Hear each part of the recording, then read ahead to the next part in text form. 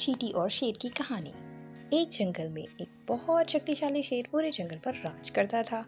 उसे अपने ऊपर बहुत घमंड था। शेर से जंगल के सभी जानवर बहुत डरते थे। एक दिन शेर जंगल में घूम रहा था, तभी उसे एक चींटियों की लाइन दिखाई दी। शेर ने बोला, अरे तुम सब लाइन में कहाँ जा रही हो?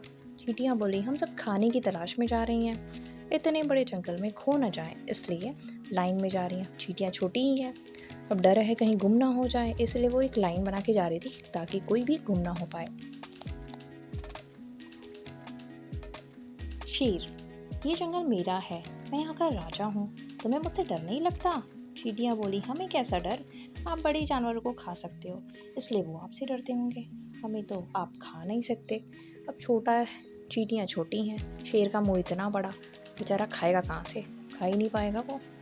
शेर बोला, अच्छा ये बात है, मैं तुम्हें एक बार में मसल दूंगा, सारी मारी जाओगी। चींटियाँ बोली, जाओ जाओ, अभी हमारे पास समय नहीं है, फिर कभी मिलना और कोशिश कर लेना। शेर ने बोला, रुको ज़रा, मैं अभी बताता हूँ, कहकर उनके ऊपर पैर रखने की कोशिश करता, लेकिन वे सारी एक तने की जड़ में घुस जाती। जहाँ तक शेर का पंजा पहुँच नहीं पाता, शेर का पंजा तने में, पेड़ के थोड़ी पहुँचेगा जड़ में। शेर को बहुत गुस्सा आता। शेर गुस्से में घूम रहा था, तभी उसके पास एक चीता आता है। चीता बोला, क्या बात महाराज, आप बहुत परेशान नजर आ रहे हो? शेर चीते को सारी बात बताता है। चीता ने बोला, बस महाराज, इतनी सी बात? इन चींटियों को सबक सिखाने का उपाय मैं आपको बता दूंगा, लेकिन ये चींटियों वाली बात आप अब किसी को मत बताना, नहीं तो जंगल के बाकी जानवर आपसे डरना बंद कर देंगे। लोग मजाक बनाने लगेंगे जानवर कि शेर भाई चींटियों से डर रहा है, इतना बड़ा है जंगल का राजा तभी भी डर रहा है। इससे आपका नुकसान तो होगा ही, साथ ही मेरा भी नुकसान हो जाएगा, आपका बचा हुआ भोजन मुझे मिल नहीं पाएगा। जो बचा हुआ भोजन रहता था शेर का, वो चीता खाता था। अब शेर की बेइज्जती होगी तो उसको भोजन भी नहीं मिल पाएगा चीता को। शेर ने बोला, वो सब छोड़, पहले ये बता करना क्या है? चीता बोला, पास ही के पेड़ पर मधुमक्खी का छत्ता है, वहाँ से थोड़ा शहद ले आते हैं और शहद को एक पत्ते पर रखकर मैदान में रख देंगे। जब मैदान में चींटियाँ उसे खाने आएंगी तो आप पैर से उन्हें मसल देना। शेर ने बोला, लेकिन इतने ऊपर से शहद उतारेगा कौन? चीता बोला, महाराज मैं शहद की मक्खी से शहद मांग लूंगा। शेर ने बोला, ठीक है, कल सुबह शहद लेकर मैदान में पहुंच जाना। चीता शहद की मक्खी के पास पहुंच जाता है। चीता बोला, शहद की मक्खी, थोड़ा सा शहद दे दो, हमारे महाराज शेर की तबीयत ठीक नहीं है, वे शहद खाएंगे, अगर तुमने शहद नहीं दिया तो महाराज तुम्हारे छत्ते को तोड़ देंगे। शहद की मक्खी डर जाती है और शहद चीते को दे देती है।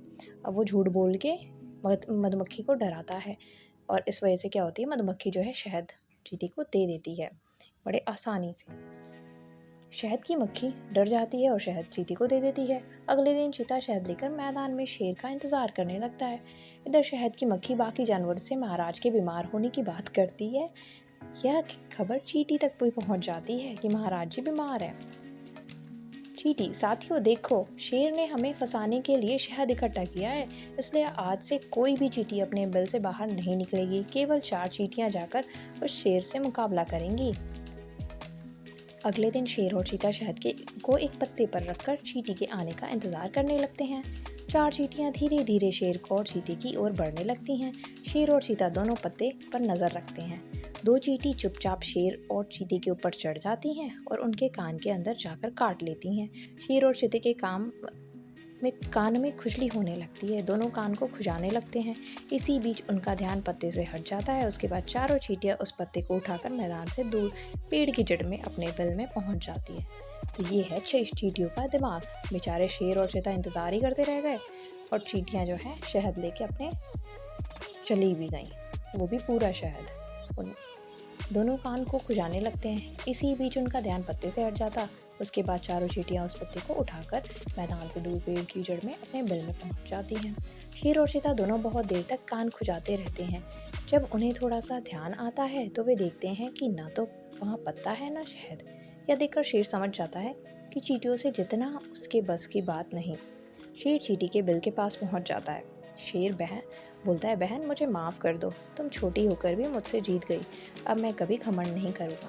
तो इस स्टोरी से हमें, कहानी से यही सीख मिलती है कि हमें कभी भी अपने ऊपर घमंड नहीं करना चाहिए।